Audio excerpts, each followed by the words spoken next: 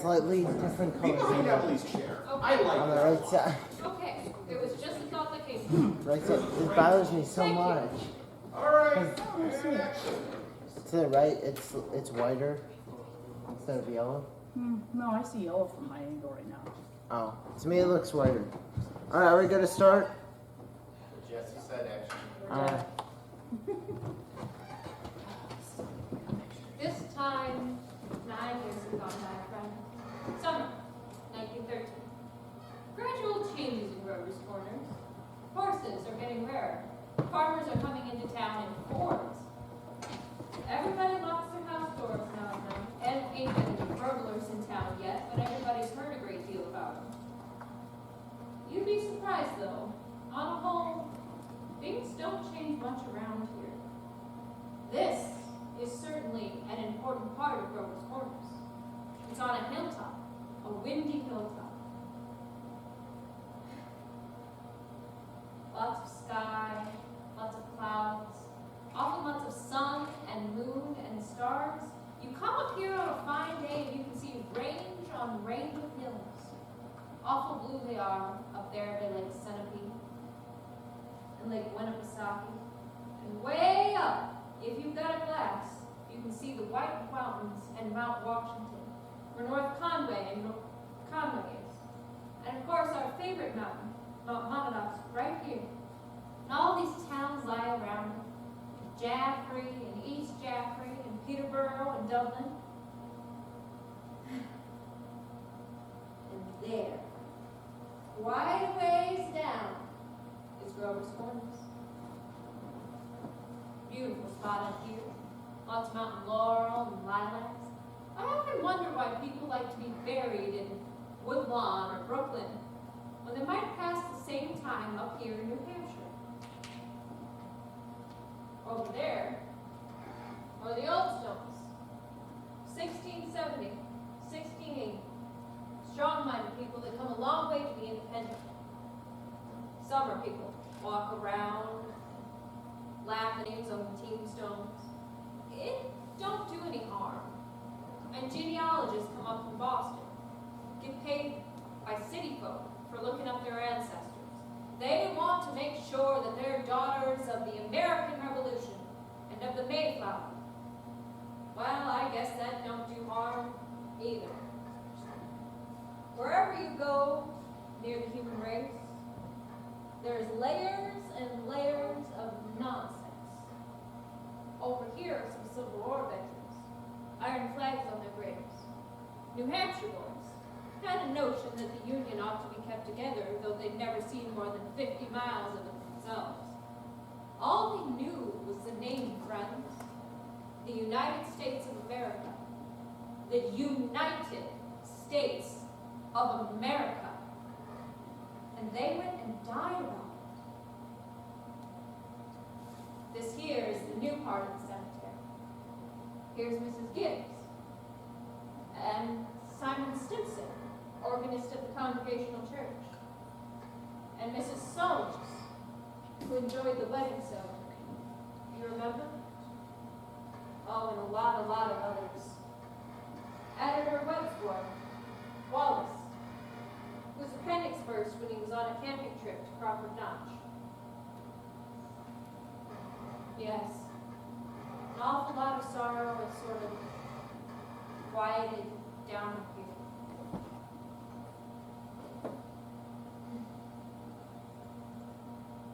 People, just wild with grief, brought their relatives up to this hill.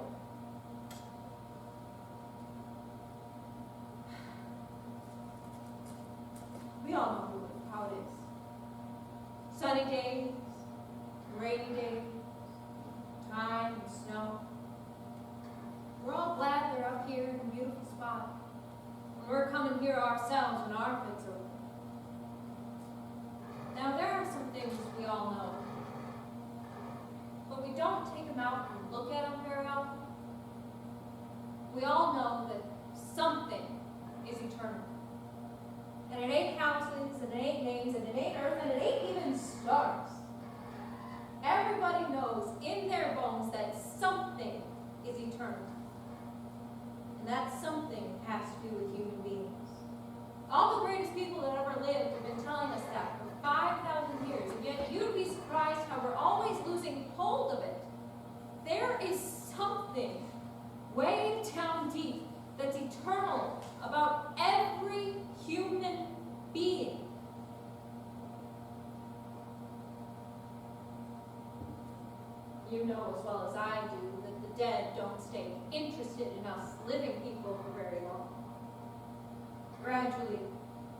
gradually they lose hold of the earth and the ambitions they have and the pleasures they have and things they suffered and the people they love.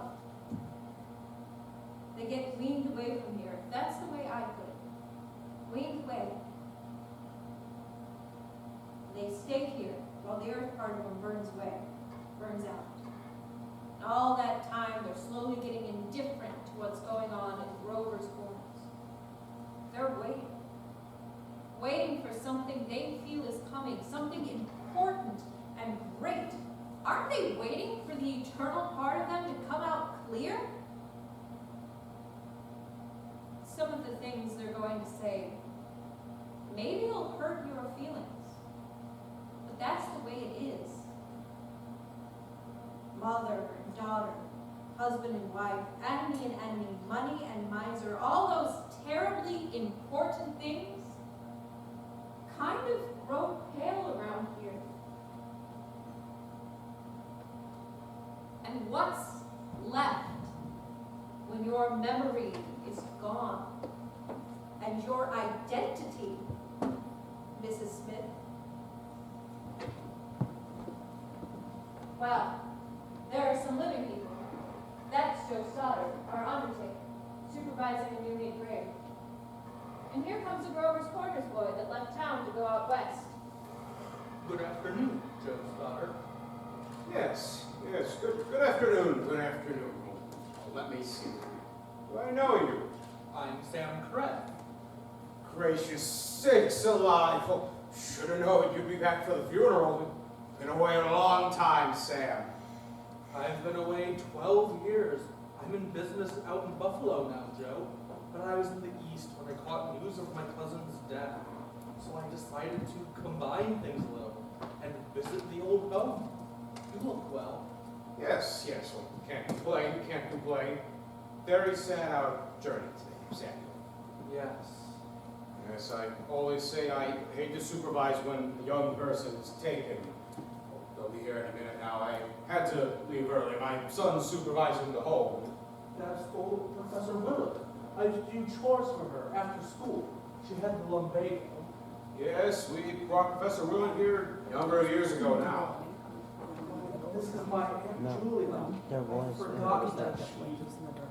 course. I know, it was meant to be that spotlight, but he Yes, doesn't we want it. brought Doc Gibbs' wife here He wants it also about kind this of dark, time. because it's meant to be Today's that. another pretty bad blow for him, too. That's my sister Yeah, Carrie's boy, I know, it Sam. bothers me, but Sam Craig. I'm all of a sudden uncomfortable when they are around. yeah. Simon. I could expand it. Do they write their own verses? No, Yeah. usually the bereaved pick a verse. Yeah, Doesn't sound like my Aunt Julia.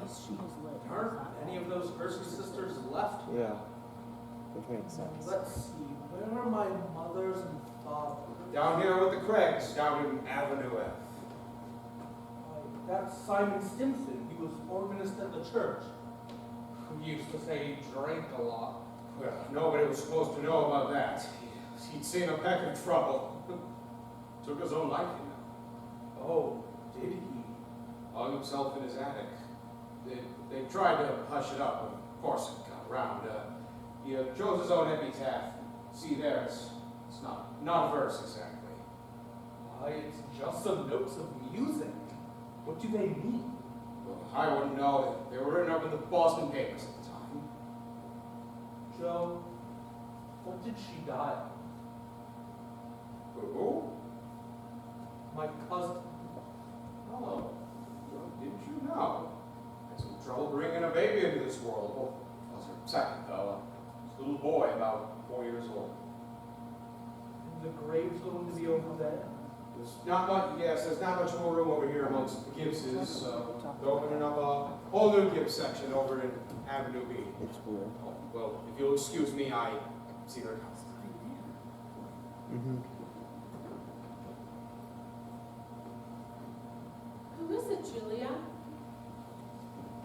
My daughter-in-law, Emily Webb.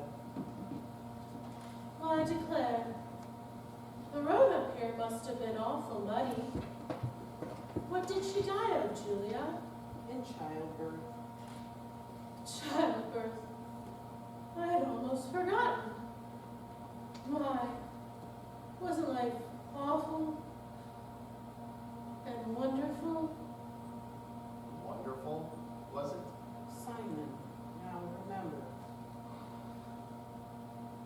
remember Emily's wedding. Such a lovely wedding. And I remember Emily reading the class poem at graduation exercises.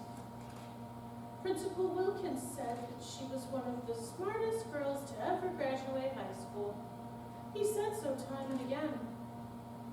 I called on them on their new farm just before I died. Perfectly lovely farm. It's on the same road we lived on. Yep, right smart farm.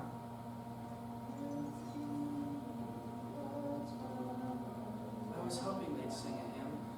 I always liked that hymn.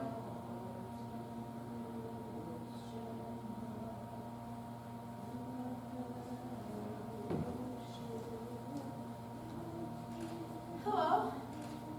Hello, Emily. Hello, Miss Gibbs. Hello, Mother Gibbs. Emily? Hello. It's raining. Yes, we'll be gone soon, dear. Just rest yourself. It seems thousands and thousands of years since I remember that was my favorite hymn. Oh, I wish I'd been here a long time. I don't like being new here. How do you do, Mr. Simpson? How do you do, Emily? Mother Gibbs, George and I made that farm to the best place you ever saw. We thought of you all the time. We wanted to show you the new barn and the great lawn cement drinking fountain we got from stock. We bought that out of the money you left for us. I did? Don't you remember, Mother Gibbs? The legacy you left us? It was over $350. Yes. Yes, Emily. Well, there's a patent device on the drinking fountain, so it never overflows, Mother Gibbs. It never sinks below a certain mark we have there. It's fine. It won't be the same to George without me, but it's a lovely farm. Life people don't understand, do they? No, dear, not very much. They're sort of shut up in little boxes, aren't they? I feel like I've known them last 1,000 years ago. My boy is spending the day at Mrs. Carter's. Oh, Mr. Carter, my little boy is spending the day at your house. Is he? Yes, he loves it there. Mother Gibbs, we have a Ford too. Never gives us any trouble. I don't drive though. Mother Gibbs, when does this feeling go away? Of being one of them? How long does it? Dear, just wait and be patient. I know. Look, they're finished. They're going. Look, Father Gibbs is bringing some of my flowers to you. He looks just like George, doesn't he? Oh, Mother Gibbs, I never realized before how troubled and how the dark black persons are. Look at him. I loved him so. From morning till night, that's all they are. Troubled. A little cooler than it was. Rain have cooled off a little. Those northeast winds always do the same thing. Don't they? If it isn't a rain, it's a 3-day blow. But Mother Gibbs, one could go back there again into living. I feel it. I know it. Why, just then I was thinking about the farm. And for a moment I was there. And my baby was on my lap as plain as day. Yes, of course you can. I could go back and live all those days over again. Why not? All I can say is, Emily, don't. It's true, isn't it? I can go live back there again. Yes. Some have tried, but they soon come back here. Don't do it, Emily. Emily, don't. It's not what you think it'd be. But I won't live over a sad day. I'll choose a happy day. I'll choose the day I first knew I loved George. Why should that be painful? You not only live it, but you watch yourself living it. Yes? And as you watch it, you see the thing that they down there never know. You see the future. You know what's going to happen afterwards. But that is painful? Why? That's not the only reason why you shouldn't do it, Emily. When you've been here longer, you'll see that our life here is to forget all that and think only of what's ahead and be ready for what's ahead. When you've been here longer, you'll understand. But, Mother Gibbs, how can I ever forget that life? It's all that I know. It's Really, it isn't. But to think I must go for myself. I'll choose a happy day anyway. No, at least choose an unimportant day. Choose the least important day in your life. It will be important enough. Well, then it can't be since I was married or since the baby was born. I can choose a birthday at least, can't I? I choose my 12th birthday. Very well. February 11th, 1899. A Tuesday. Do you want any particular time of day? I want the whole day. We'll begin at dawn. You remember it had been snowing for several days, but it had stopped the night before. We'd begun clearing up the roads. The sun's coming up. There's Main Street. There's Mr. Morgan's drugstore before he changed it, in a livery stable. Yes, it's 1899. This is 14 years ago. Oh, this is the town I knew as a little girl. Look! There's the old white fence that used to be around our house. Oh, I'd forgotten that. Oh, I loved it so. Are they inside? Yes, your mother will be coming downstairs in a minute to make breakfast. Will she? And you remember your father had been away for several days, but he came back on the early morning train. No. He'd been to his college to make a speech in Western New York at Clinton. There's Howie Newsom. There's our policeman. But he's dead. He died. Whoa, Bessie. Bessie. Morning, Bill. Morning, Howie. You're up early. Been rescuing a party. Darn near froze to death. Down in Polish Town there. Got drunk and lay on some snowdrifts. Thought he was in bed when I shook him. Well, there's Joe Crowell. Morning, Mr. Ward. Morning, Howard. Wally! Emily! Time to get up! Mama, I'm here. Oh, how young Mama looks. I didn't know Mama ever looked so young. You can come and dress by the fire if you like, but hurry. Oh, Mr. Newsom. It's cold. 10 below by my barn, Mrs. Webb. Oh, think of it. Keep yourself wrapped up. Mama, I can't find my blue hair ribbon anywhere. Just open your eyes, dear, that's all. I laid it out special for you on the dresser. If it was a snake, it would bite you. Yes, yes. Good morning, Bill. Morning, Mr. Webb. You're up early. Yes, just been back away to the old college in New York State.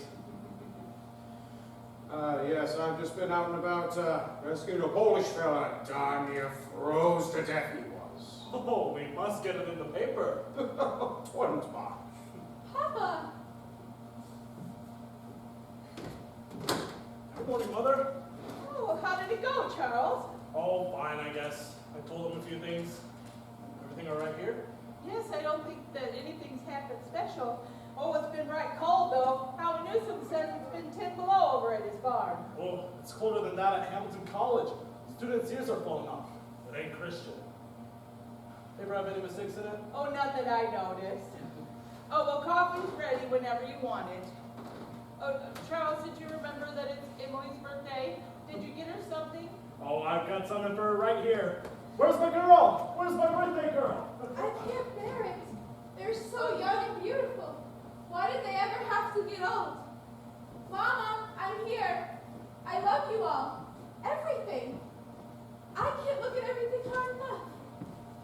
Can I go in?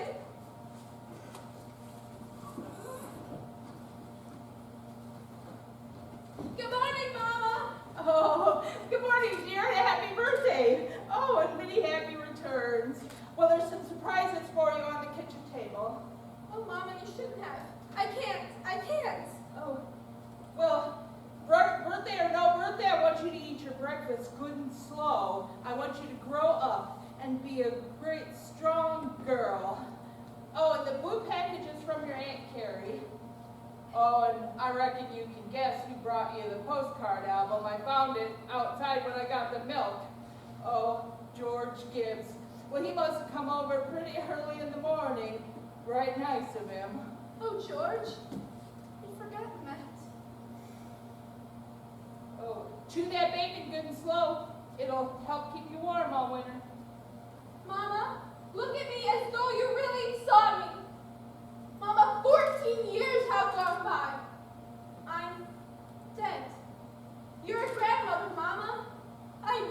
George Gibbs, Mama. Wally's dead too, Mama. His appendix burst on a camping trip to North Conway. We just felt terrible about it. Don't you remember? But for a moment now, we're all together. Mama, for a moment, we're happy. Let's look at one another. Well, that yellow paper I found in the attic and some of your grandmother's things. Well, you're old enough to wear it now, and I thought you might like it. And this is from you. Why, Mama, it's just what I wanted. It's... Oh, I hoped you'd like it. Well, I hunted all over.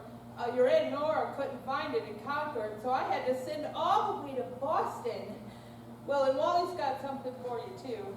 He made it in manual training class, and he's right proud of it. So you be sure and make a big fuss. Well, your father has a surprise for you, too. I don't know what it is myself, but... Oh, shh. Here he comes. Where's my girl? Where's my birthday girl? I can't bear it. It all goes so fast. We don't have time to look at one another.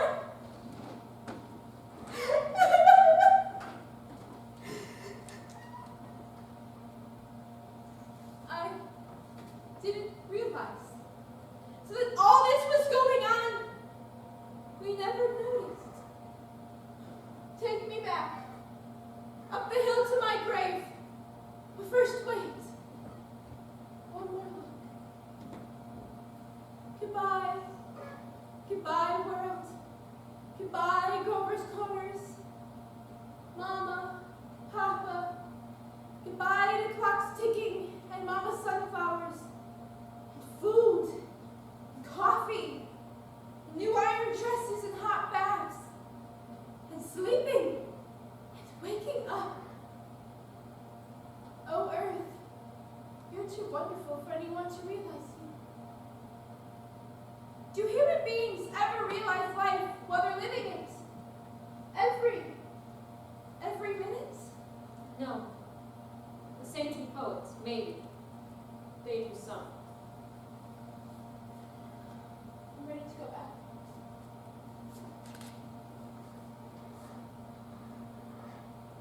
Were you happy? No. I should have listened to you. That's all human beings are, just blind people.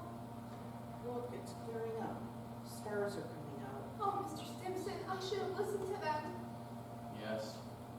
Now you know. Now you know. That's the happy existence you wanted to go back to. Trampling on the feelings of those about you. To spend and waste time as though you had a million years. Always at the mercy of one self-centered passion or another. Now you know. That's the happy existence you wanted to go back to. Blindness and ignorance. Simon Stimson, that ain't the whole truth and you know it. Emily, look at that star. I forget its name. My boy Joel was a sailor.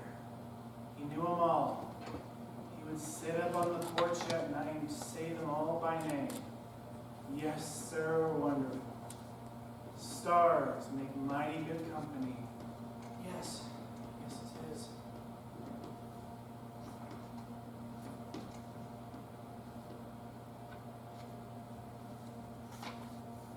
Here's one of them coming. That's funny. Tain't no time for my them to be here. Goodness sakes. Mother Gibbs? It's George.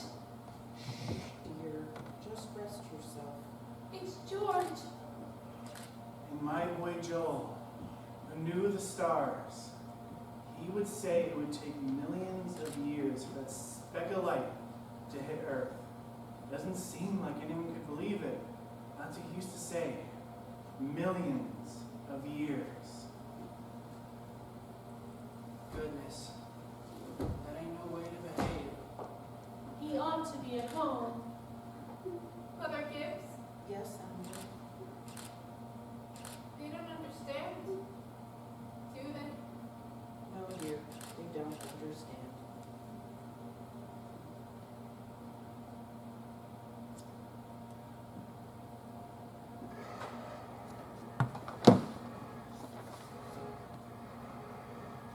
Most everybody's asleep in Grover's Corners.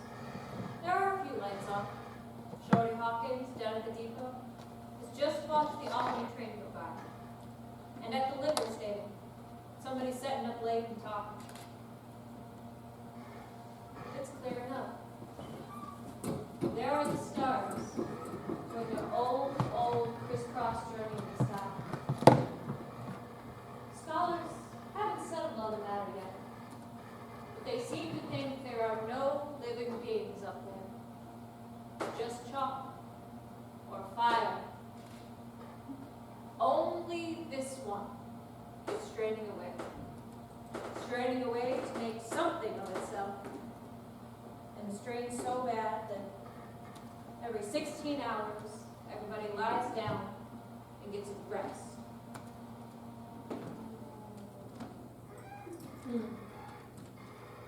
11 o'clock in Grover's Corners. You get a good rest too. Good night.